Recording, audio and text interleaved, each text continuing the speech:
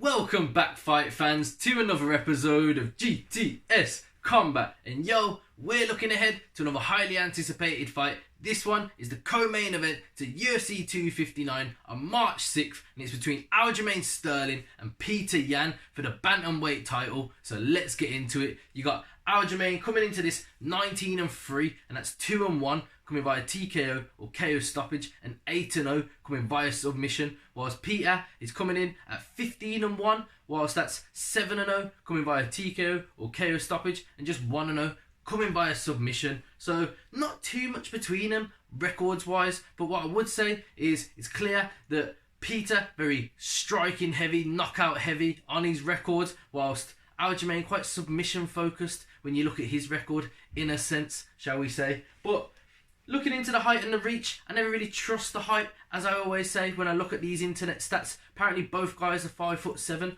I would have thought Aljamain would have slightly had a bit of a height advantage. But according to the internet, apparently not. But yeah, like I said, I don't look into that. I don't take too much from that at all. But the reach advantage is with Aljamain at 71-inch reach compared to Peter's 67-inch reach. So yeah, and Peter's actually coming in as the younger man, and he's the champion. So he's at 28 years of age, and he's the UFC Bantamweight champion of the world, compared to Aljamain, 31 years of age. But neither guy is getting on in their career. If anything, they're both in their prime. Potentially Petr Yan just approaching his prime, which is a scary thing to think about, because yeah, he's a little beast, should we say, in that bantamweight division. I wouldn't want to mess with him anyway, and he's more or less around my sort of height and that. But yeah, Peter, 28 years of age, UFC champion, and he's defeated the likes of Jose Aldo, that 5-round just beat down. If anyone watched it at the end, it should have been finished a lot sooner. He was just smashing him into the ground by the end of it. And then prior to that, he also defeated Uriah Faber, Jimmy Rivera, and John Dodson on his route to the title. Whilst Aljamain, in his last fight we saw, he tied up Corey Sandhagen pretty quickly with that, got him with that rear naked choke within the first round. Pretty quick finish. And then prior to that, he also had the unanimous decision against Pedro Munoz. Also the same against Jimmy Rivera and Cody Stamann. He finished him with a knee bar in the second round. And then he also defeated Brett Johns. But this all came since that knockout loss to Marlon Moraes, where it was kind of like a head kick, but he got clipped with the knee and he just went down. And that was all we saw. But yeah, Aljamain, since that loss, has been on quite a tear, and he's been calling for this title shot for some time now, and he's finally got it with Petr Yan. So how do we see this one going? Well, like we say, it's going to be it's two styles. They're going to clash in there. You got Petr Yan, who's going to look to sort of walk Aljamain down, and he's going to try to just strike, and he's going to just try to touch him up and land them bombs on Aljamain and hopefully get the finish. Whilst Aljamain, I believe he's going to sort of play with Peter a bit, because he don't want to just shoot in, probably like he did against Corey. He just shot in and got him down quickly. I think he's going to use them kicks, utilise his kicks that he likes to do to keep him at range, and then as soon as he sees an opportunity, I believe he is going to try to drag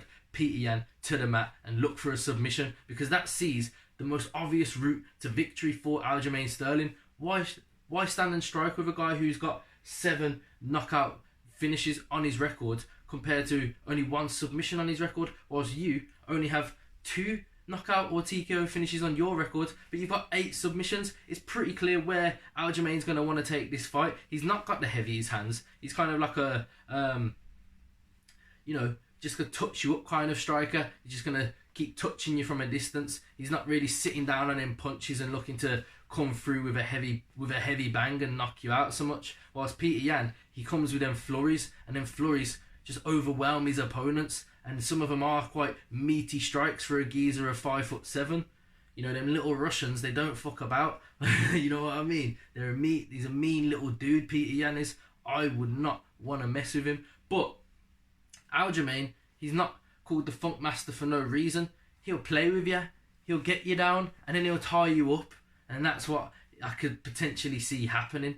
But one thing I find interesting is we saw in Petr Yan's last fight how he was smashing Jose Aldo into the ground still in the 5th round, whilst Aljamain has never had a fight go past the 3rd round. I don't even believe he's been booked for a 5-round fight, but if he hasn't had one go past the 3rd round. His longest fight has been 3-round unanimous decision victories.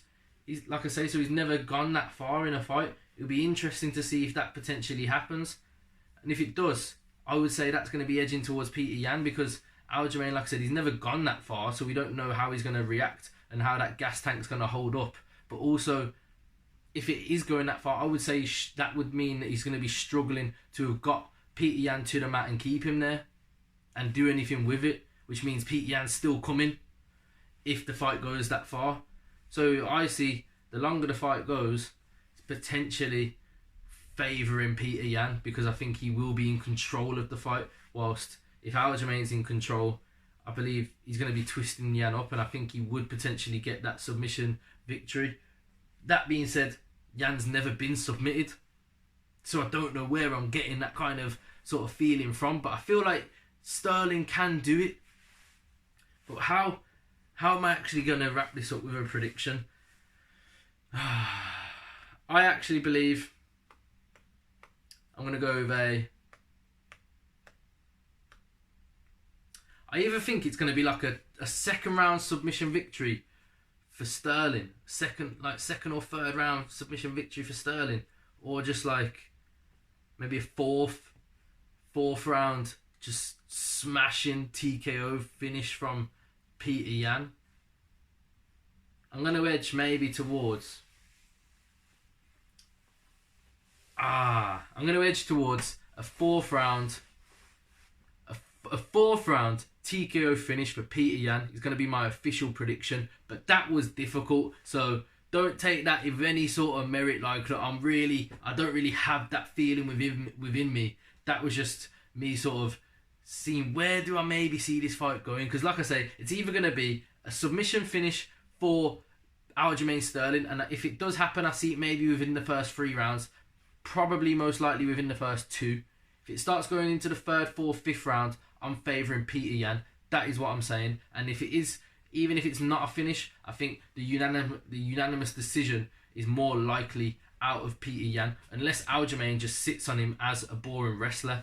But Aljamain don't really do that. When he gets to the ground, he's looking for them submissions. So I think he's either going to get it, or Petr Yan's just going to get up and he's just going to keep coming in his face and just keep